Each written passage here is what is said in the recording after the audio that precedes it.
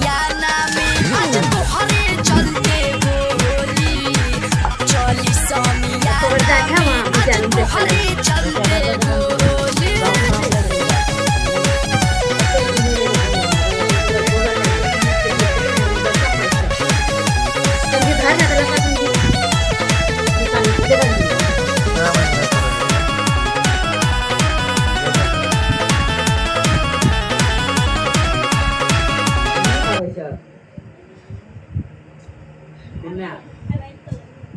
Dia akan jadi